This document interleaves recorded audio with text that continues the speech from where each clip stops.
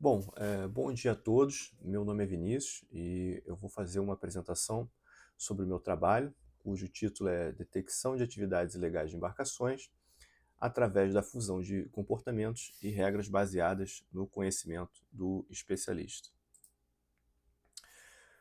Vou seguir o seguinte sumário, né? Eu vou falar brevemente sobre a introdução do trabalho, a motivação, uma revisão da literatura que nós fizemos.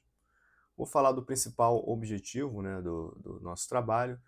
Vou falar sobre alguns conceitos, né, de forma a uniformizar o conhecimento, né, do público. Vou também falar sobre a principal solução que nós construímos, né, que foi um framework para detecção de atividades ilegais de embarcações. Vou também sobre uma avaliação experimental que nós fizemos, que na verdade foi um estudo de caso. E para fechar a apresentação, eu vou falar sobre os principais resultados, a conclusão e também os trabalhos futuros. O mar é essencial, né, para a economia global, né? Mais de 90% do comércio global ele é feito pelas vias marítimas, né, a troca de mercadorias. Além disso, né, os países que possuem costa por mar exploram, né, essas regiões de forma a obterem gerarem recursos, né, gerarem empregos e com isso esses recursos são provenientes, né, de atividades que eles podem explorar nessas regiões, como por exemplo a pesca, né, a exploração de petróleo, a geração de energia. No entanto, proteger, né, essa complexa rede de atividades marítimas, né, contra possíveis ameaças é um grande desafio devido, né, às longas dimensões, a grande dimensão, né, desse domínio marítimo que precisa ser monitorado, né? Então, é necessário monitorar essas regiões e para monitorar, então nós vamos precisar de sensores, né? Bom, na literatura, né, dessa área de monitoramento marítimo, ela aborda, né, a utilização de diferentes tipos de sensores, como por exemplo radares, né, imagens de satélite, câmeras, e o mais utilizado de todos, o AIS, né, que é o Automatic Identification System, né? O AIS é o sensor mais utilizado, né, nessa área de monitoramento marítimo, possui diversos trabalhos e também datasets, né, e por isso será o sensor que nós vamos utilizar aqui. Então, as soluções que nós nos baseamos aqui utilizarão, né, o sensor AIS, né? O AIS, né, é um equipamento que vai acoplado numa antena VHF que é instalado no navio, né? Então ele emite sinais na frequência VHF, sinais esse broadcast que podem chegar até uma distância de 40 milhas náuticas. Então outros navios que estejam dentro desse raio, ou antenas costeiras, ou satélites que estejam passando de baixa órbita, conseguem receber esses sinais e há informação, né, nesse sinal AIS sobre a identificação da embarcação, a localização da embarcação, como a latitude, longitude, a velocidade, também a direção. Então, quem estiver passando nesse raio, né, que é da onde a embarcação está transmitindo, consegue receber esses dados. O AIS, né, na sua concepção, ele foi criado com o intuito de evitar colisões entre embarcações, né, já que as embarcações elas podem navegar em diferentes tipos de visibilidade, como por exemplo à noite, numa situação de tempestade, né? Então, as embarcações elas precisam saber as outras que estão próximas, porque a embarcação ela muda de direção muito devagar. E com a forte adesão, né, da utilização desse sensor, as autoridades marítimas elas passaram a utilizar esse sensor também como uma forma de controle, né, para saber os navios que entram, né, e saem do seu domínio marítimo. Então, hoje, o AIS ele é muito utilizado em aplicações de segurança marítima e também de gerenciamento portuário. Bom, as autoridades marítimas elas precisam, então, monitorar os seus domínios marítimos, né, tanto de forma a garantir, né, tanto a segurança marítima quanto a proteção marítima. A segurança marítima está relacionada, né, com a prevenção de acidentes, né, ou seja, colisão entre navios ou derramamento de óleo ou algum tipo de evento acidental. Já a proteção marítima, ela está relacionada com ameaças intencionais, ou seja, terceiros que tentam, possam interferir ali eh, na navegação da embarcação, né. Então, nesse domínio, identificar as ameaças, né, possíveis ameaças é de suma importância, e nesse caso, no nosso caso aqui, essas ameaças elas podem surgir por meios de atividades ilegais, tá? Então, as autoridades marítimas elas têm um grande interesse, né, elas monitoram atividades, e essas principais atividades que a gente pode citar aqui seria pirataria, tráfico de armas, tráfico de drogas, a pesca ilegal, a poluição hídrica, né? Existem diversas outras atividades também, como as relacionadas à soberania e jurisdição, né? Como violação de águas territoriais, controle de fronteiras, controle alfandegário, controle sanitário, né? Como a gente viu na pandemia. E também as relacionadas a infraestruturas críticas, né? Como, por exemplo, a parte de transporte de petróleo e gás, proteção de plataformas, né? O Brasil, por exemplo, é um país costeiro que explora petróleo em alto mar, né, através de plataformas, e essas plataformas elas ficam em locais isolados, né, e estão sujeitas, né, a ataques terroristas ou sabotagem, né, então o perímetro dessas plataformas precisa ser monitorado. E também existem outros tipos de infraestruturas, como por exemplo gasodutos e cabos submarinos, que no contexto, por exemplo, da guerra da Ucrânia, né, esse tipo de infraestrutura está sujeito a sabotagem, né, o que pode trazer grandes prejuízos aí econômicos para o país. Bom, então para monitorar essas atividades, a gente precisa então monitorar as embarcações, né, que entram nesse domínio marítimo. Então as autoridades marítimas pelo mundo, elas possuem órgãos onde possuem operadores humanos, né, que verificam diariamente, né, essas embarcações que entram nesse domínio marítimo. No entanto, verificar essas embarcações de uma forma manual é uma atividade muito difícil, já que a quantidade de embarcações é muito grande. Então, para auxiliar, né, no trabalho desses operadores, eles normalmente fazem uso de sistemas de consciência situacional marítima. E esses sistemas eles possuem algumas ferramentas, né, que fazem uso das chamadas regras cinemáticas para monitorar as embarcações e gerar alguns alertas, né? Então, por exemplo, o operador ele pode criar uma regra, né, cinemática, onde se uma embarcação entrar em uma região que ele determinou, ou sair dessa região, ou diminuir velocidade, ou parar, né? Então ele pode criar uma série de combinações de regras de forma a tentar identificar o comportamento de uma determinada embarcação. No entanto, esse tipo de abordagem acaba gerando muitos alertas falsos, né? E sem dizer que o domínio marítimo ele muda, as ameaças mudam constantemente, então vai haver necessidade de criação de novos alertas, né? Assim como alguns alertas vão ficar obsoletos e vão precisar ser apagados. Então, essa normalmente não é uma solução muito otimizada, mas que é largamente utilizada nesse tipo de situação.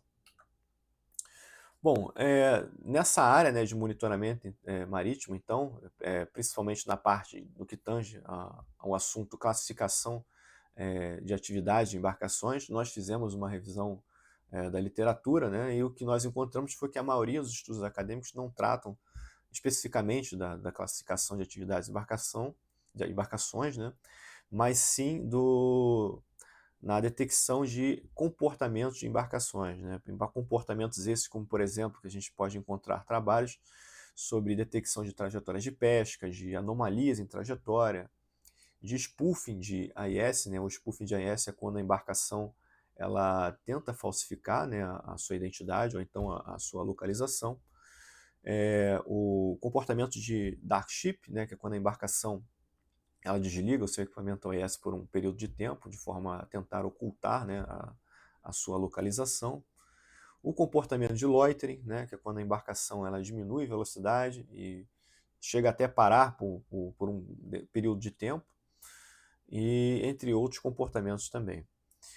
Um trabalho importante que a gente pode citar aqui, que a gente está referenciando no nosso trabalho aqui, é o trabalho do Zocol, onde ele fez um trabalho de ontologias, onde ele fez a relação entre comportamentos de embarcações e atividades de embarcações. Então, nós vamos utilizar essa relação aqui no nosso trabalho, por isso que a gente está referenciando o trabalho do Zocol.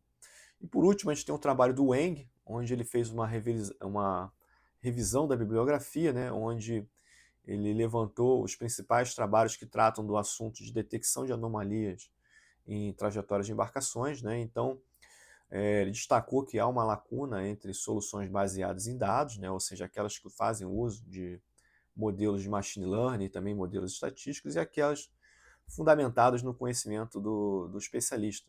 O especialista, normalmente, ele tem muito conhecimento dessa parte marítima, tem conhecimento da parte do domínio marítimo e de legislações e também de normas, então ele é capaz de criar algumas regras, né, de forma a detectar alguns comportamentos. Então, a literatura ela fala sobre isso. No entanto, nesse trabalho do Weng, ele fala que há um gap entre esses dois tipos de soluções. Então, visto essa lacuna, né, então nós vamos tentar integrar no nosso trabalho aqui esses dois tipos de soluções de forma a fechar esse gap. Bom, visto essas lacunas, né, da literatura, o principal objetivo aqui do nosso trabalho, então, é detectar atividades ilegais no domínio marítimo. Nós teremos também algumas atividades secundárias que nós vamos ter como objetivo aqui também, como, por exemplo, reduzir o número de trajetórias que o especialista precisa analisar, integrar o conhecimento tácito dos especialistas com métodos orientados por dados, né, já que foi o gap apontado na literatura, converter o conhecimento tácito dos especialistas em conhecimento explícito por meio de aprendizado de máquina. É uma característica, né, do domínio marítimo, a mudança constante, né, o surgimento de novas ameaças, então esses modelos eles precisam estar sempre atualizados, né, de forma a inferir a atividade naquele contexto. Investigar o comportamento da técnica de ensemble para o problema.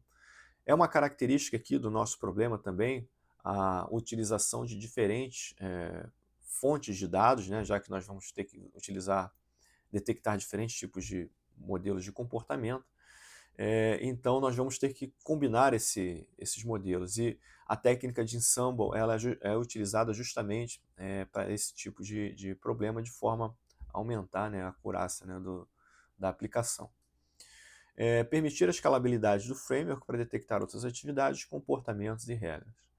É uma ideia nossa, né, que esse framework ele seja reutilizável, de forma que no futuro a gente possa incluir novas atividades, novos comportamentos e regras, de forma a que ele possa ser reutilizável.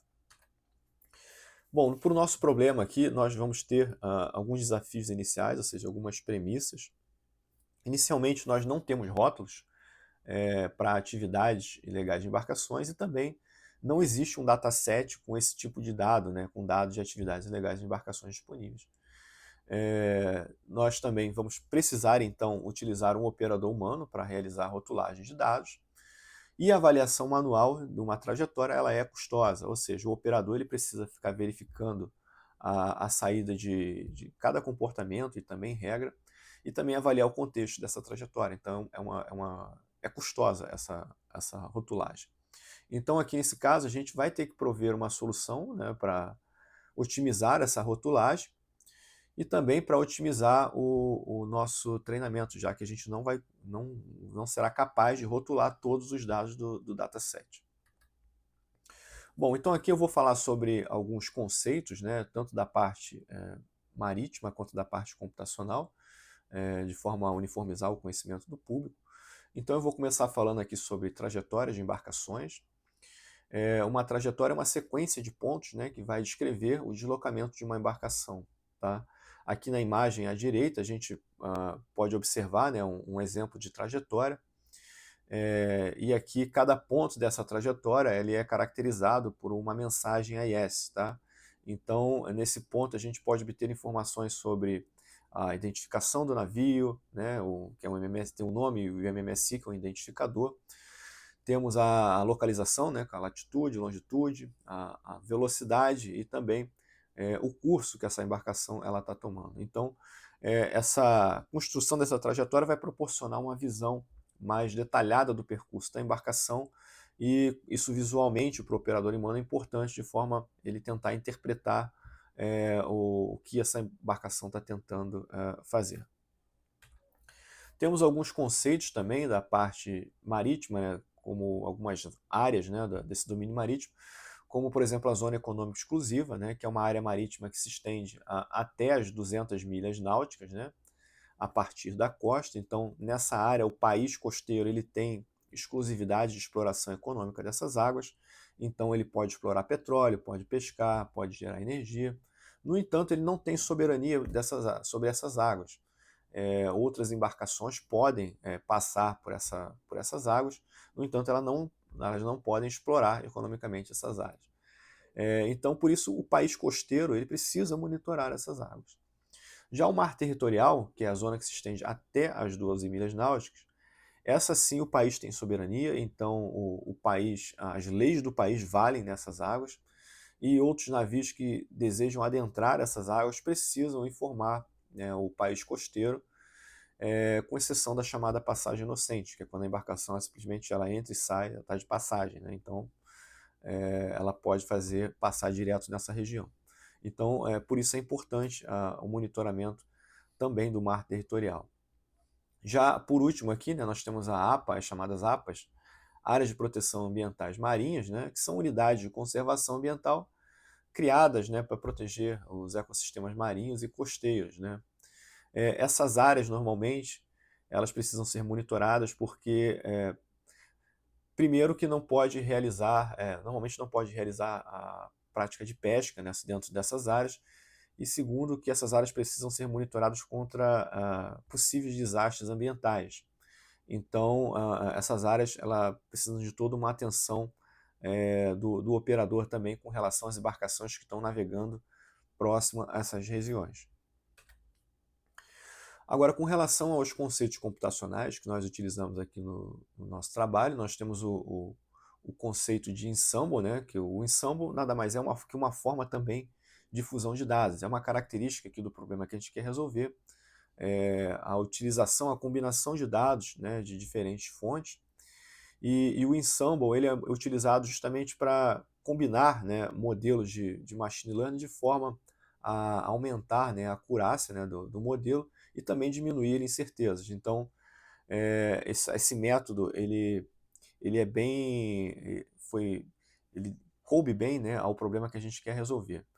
E uma técnica de ensemble é a chamada stack ensemble, né, que uma das formas de você combinar os dados da saída desses modelos é utilizando um outro modelo de machine learning, que nesse caso aqui que nós vamos utilizar no nosso trabalho é o Randall Forest, né? Um outro problema, uma outra característica do problema que a gente quer resolver aqui é a falta de rótulos, né, para os dados do nosso dataset, né? E então, no caso aqui, nós não temos nenhum tipo de nenhum rótulo, né? Então, inicialmente nós vamos ter que fazer um cold start, que será necessário rotular, né, algumas trajetórias, de forma que a gente possa usar então o aprendizado ativo, né? O aprendizado ativo ele é uma técnica, né, um método que normalmente é utilizado para rotular de uma forma eficiente, né, dados de um dataset, usando, né, um operador humano. Então, no nosso caso aqui, a gente vai precisar fazer um cold start. Então, a gente pode treinar, né, fazer uma primeira rodada de treinamento com os dados rotulados do dataset. E então, o aprendizado ativo, né, com base no caso aqui, a gente escolheu com base na incerteza, né, ele vai selecionar alguns dados que possuem uma maior incerteza e que possuem uma maior probabilidade de aumentar, né, a acurácia, né, do modelo e vai apresentar isso ao especialista humano, que esse então vai rotular esses dados. E por último, a gente tem aqui o modelo JDL, né, que é o Joint Direction of Laboratories, que é um framework, na verdade, muito utilizado em problemas de fusão de dados. Então, nós vamos utilizar esse framework aqui para organizar, né, tanto a solução o conhecimento, né, da solução que nós construímos aqui, como também o nosso código-fonte, já que o JDL ele divide, né, o problema em níveis, né, então nós vamos fazer também de forma similar aqui na construção do nosso framework. Bom, e por último, a gente tem o conceito aqui de comportamentos de embarcações e também atividades de embarcações. Um comportamento da embarcação ele está relacionado à cinemática da embarcação, né? Então ele pode ser detectado através de sensores, né? Você consegue, através de uma câmera ou de um radar, você ver o movimento dessa embarcação. Já a atividade ela está relacionada com a vontade humana, né? Então, o comandante do navio, a tripulação, né, o armador, que é o dono do navio, ele vai utilizar essa embarcação para realizar alguma atividade. Então, no trabalho do Zocol, que eu citei aqui, ele fala que uma atividade ela pode ser detectada através de um conjunto de comportamentos que essa embarcação ela pode estar apresentando. Então, nessa figura aqui, a gente tem um exemplo, né, da ideia geral do trabalho, né, onde nós temos aqui, por exemplo, três embarcações, na verdade, se encontrando, e a gente tem um modelo aqui que vai detectar esse tipo de comportamento de encontro. Temos aqui um outro modelo de detecção de comportamentos de trajetórias de pesca. Então, essa mesma trajetória, ela apresentou também em algum momento um comportamento de pesca. Temos um terceiro modelo de comportamento aqui, que nesse caso aqui é o Dark Ship, que é quando a embarcação desliga, né, o seu equipamento AIS por um período de tempo. Então, em algum momento nessa trajetória, essa embarcação fez isso, desligou o seu equipamento. E por último, a gente tem regras, né, que o especialista criou, né, como por exemplo áreas de proteção ambiental ou então áreas onde a pesca não é permitida, e essa trajetória ela passou por essas áreas. Então, quando nós combinamos essas regras e comportamentos, a gente pode inferir então que a atividade que essa embarcação está praticando é uma atividade de pesca ilegal. Essa é a ideia geral do trabalho, então agora, mais à frente, eu vou detalhar a solução para que a gente possa conseguir classificar então essa atividade. Bom, então nós temos aqui a construção, né, do nosso framework para classificação ah, de atividades ilegais em embarcações. Então, tudo começa, né, quando a embarcação ela entra, né, dentro de uma área que é monitorada pela autoridade marítima. Então, existem sensores que vão capturar essas mensagens AIS emitidas pelo navio. Então, essas mensagens elas serão pré-processadas e serão transformadas em trajetórias, né, como eu mencionei em um slide anterior.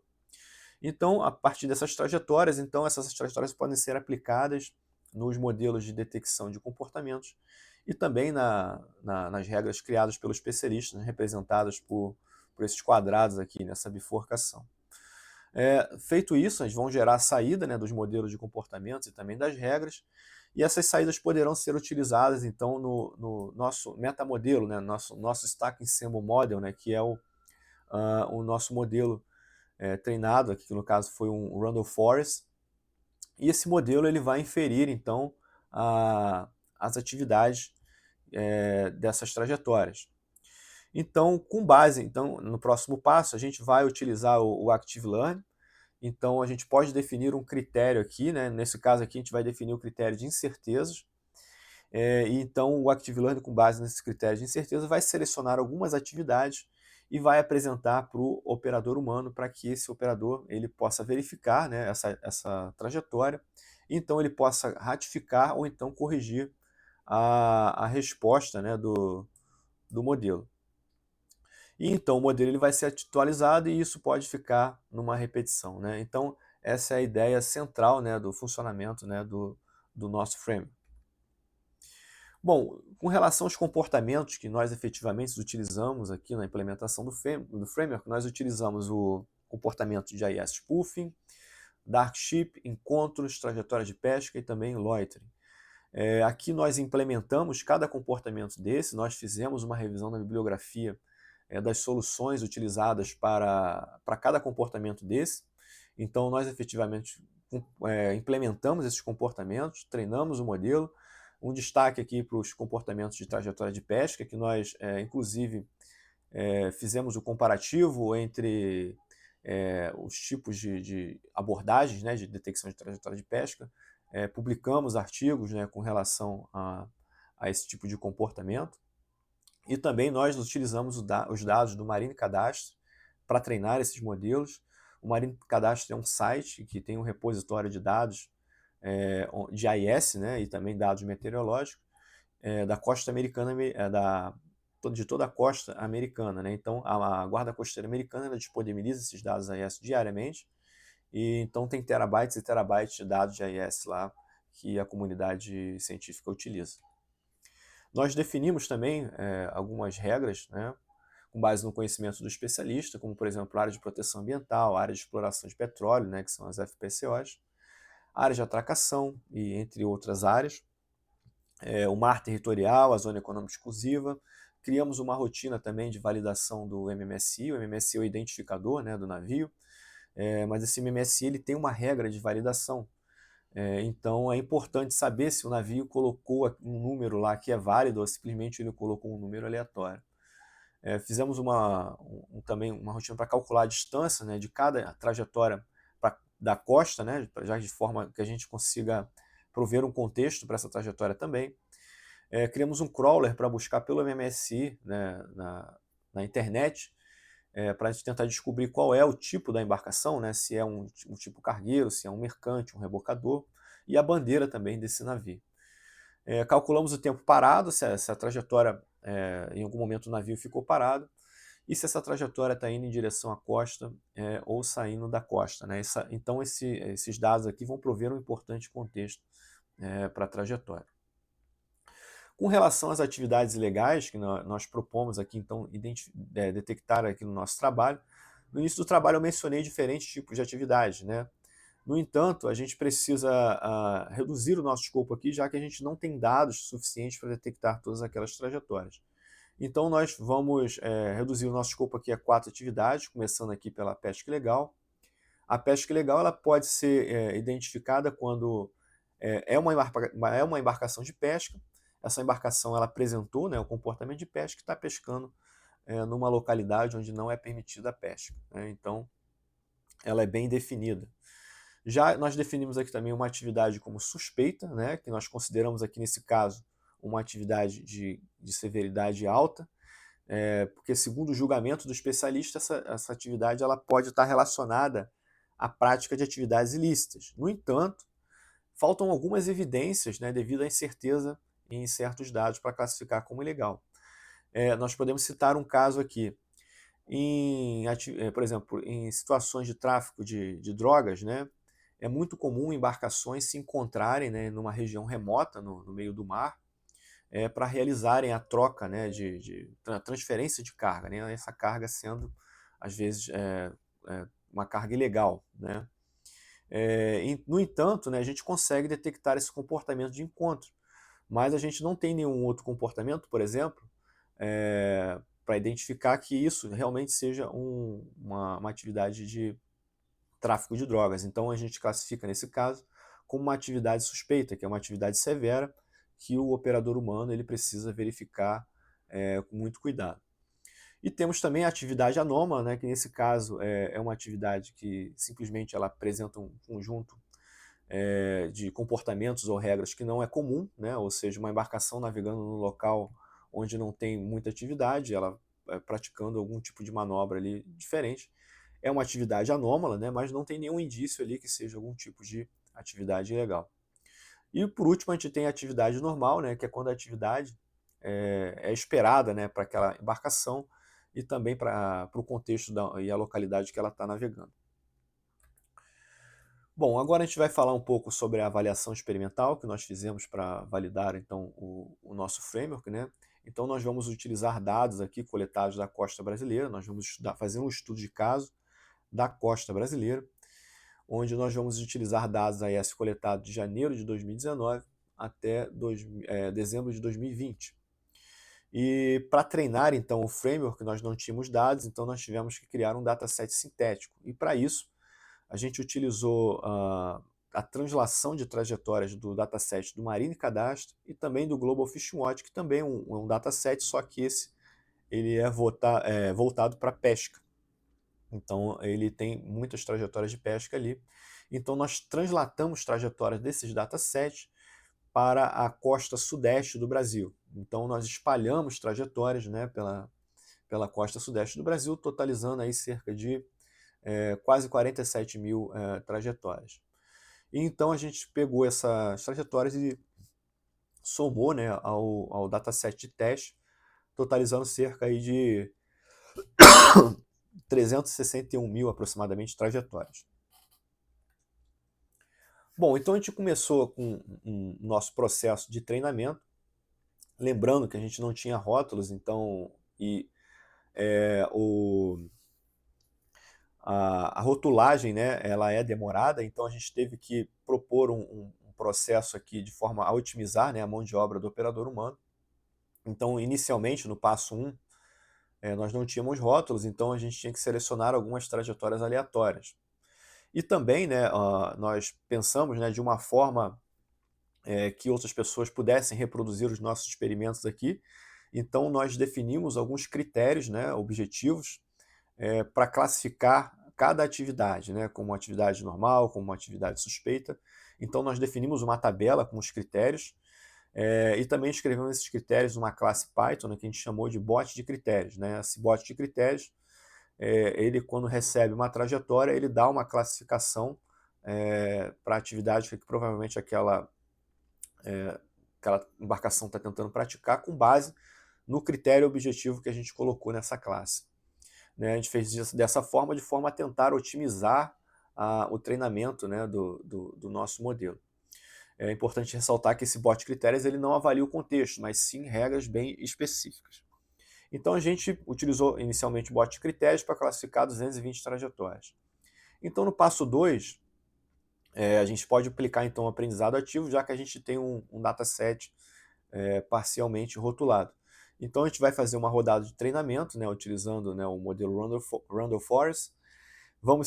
O Active Learning, após treinado, ele com base na incerteza, ele vai selecionar 380 trajetórias, e nesse caso ele apresentaria para o operador humano.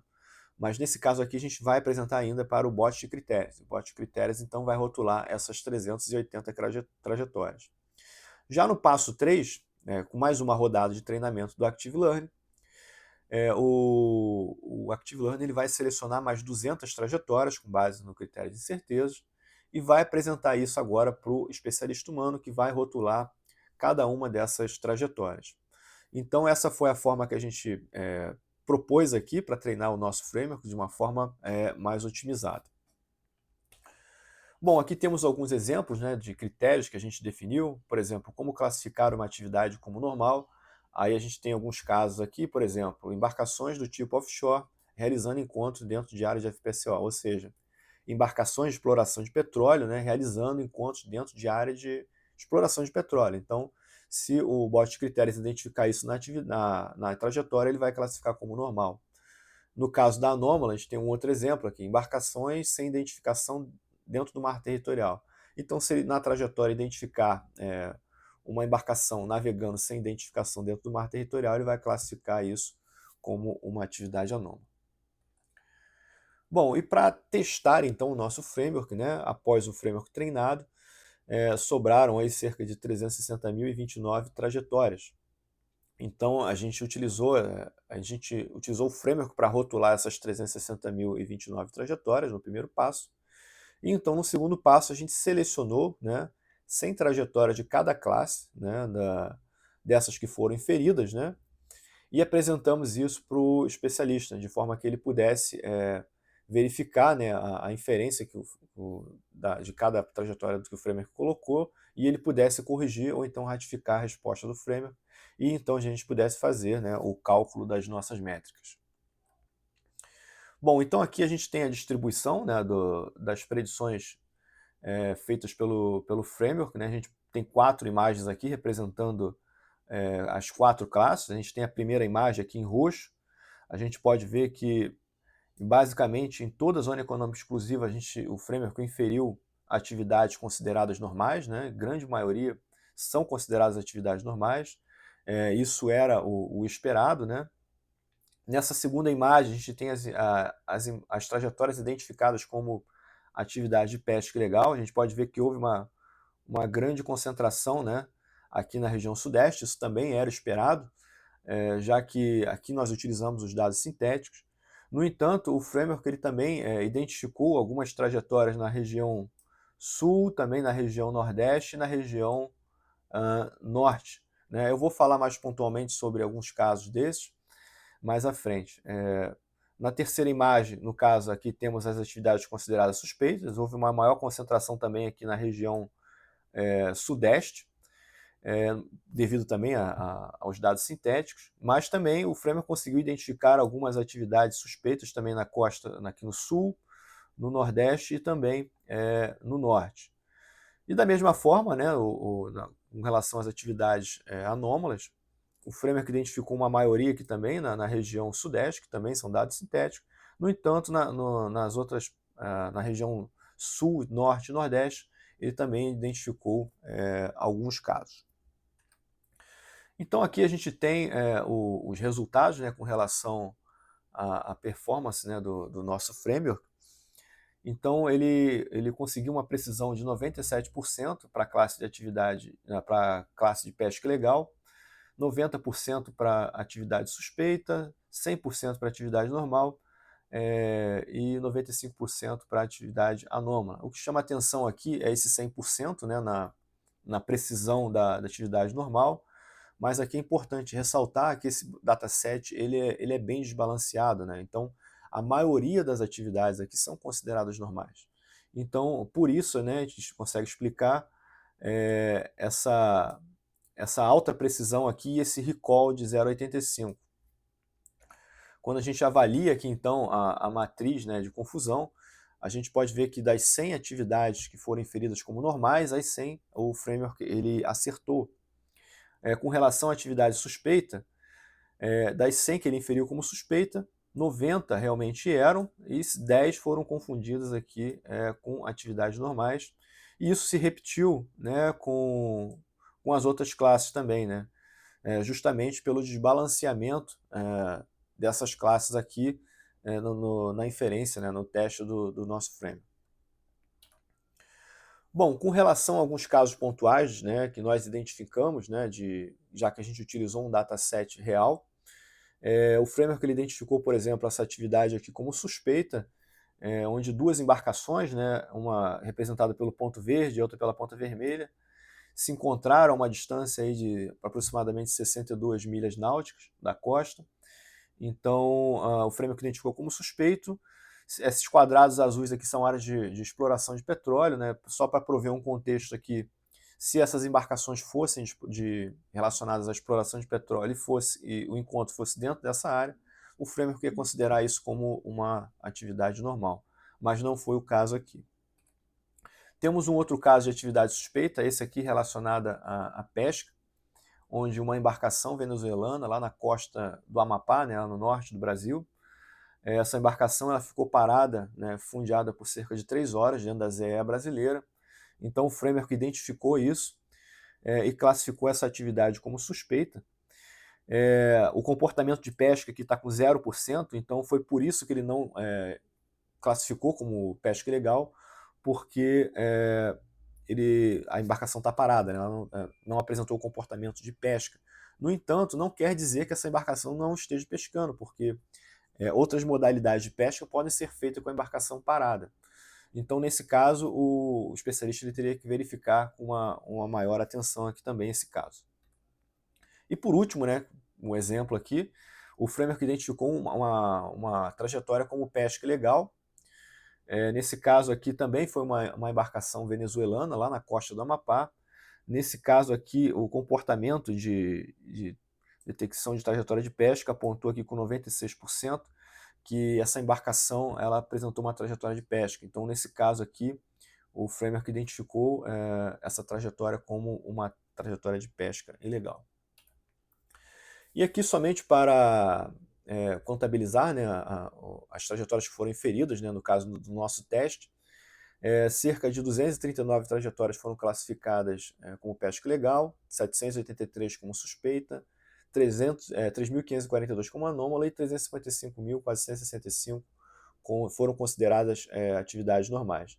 Então, avaliando isso daqui, a gente pode ver que contabilizando aqui, cerca de 98% dessas trajetórias foram consideradas normais. Então, olhando pelo lado do trabalho do especialista, ele não precisaria verificar cerca de 98% dessas trajetórias e se preocupar somente com as atividades mais severas aqui.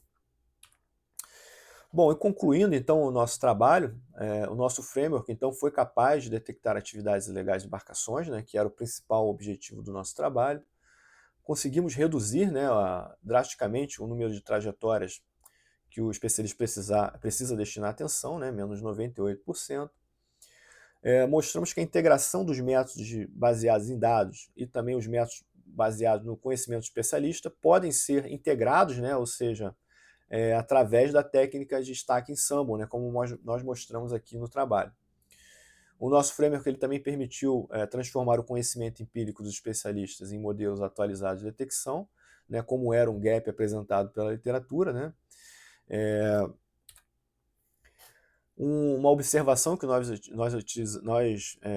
tivemos aqui no nosso trabalho ao realizar os experimentos, principalmente com bots de critérios, né. Um questionamento que eu fiz, será que a gente poderia utilizar somente o bot de critérios e não utilizar o especialista humano?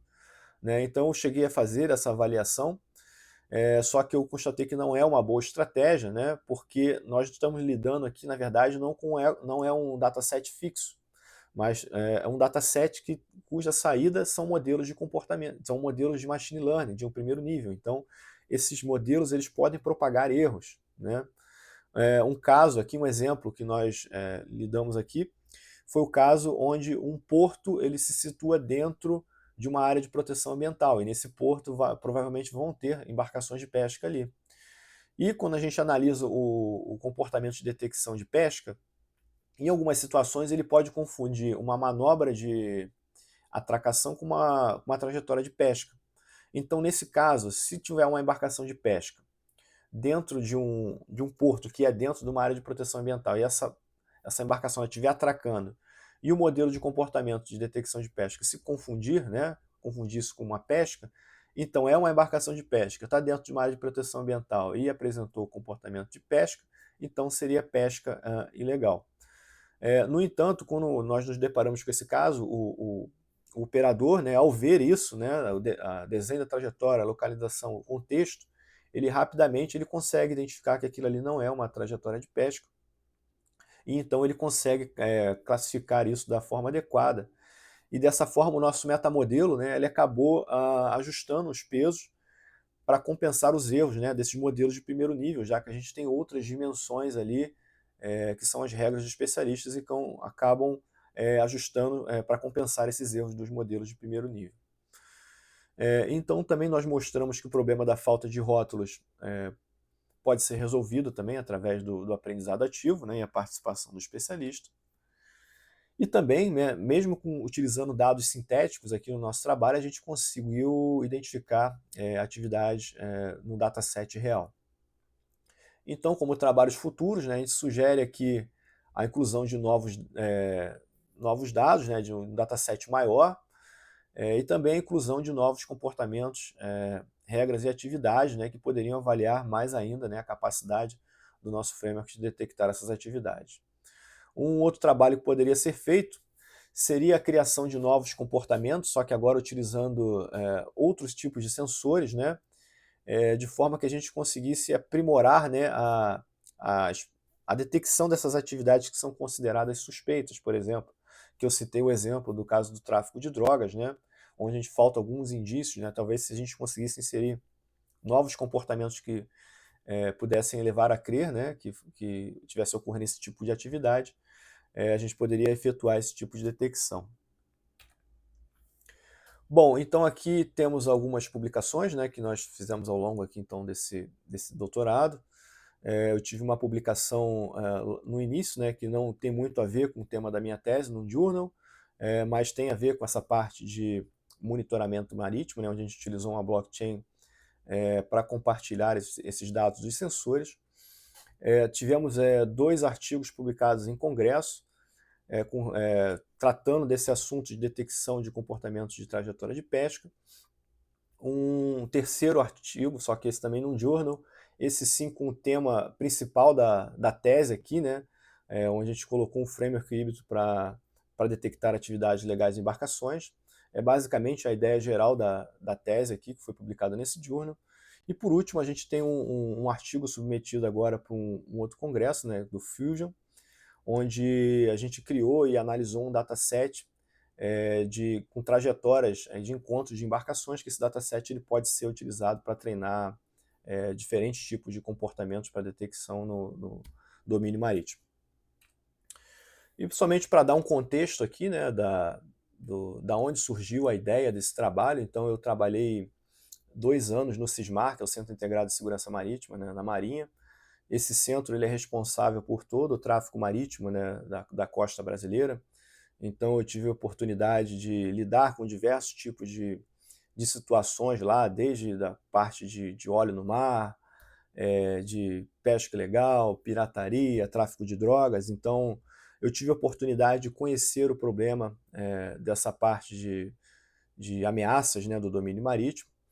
E após isso, né, fazendo o doutorado aqui, eu tive a oportunidade de pesquisar soluções, né, para esses problemas.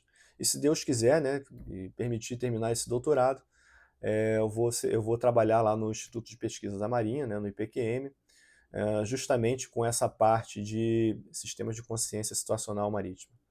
Bom, era isso. Obrigado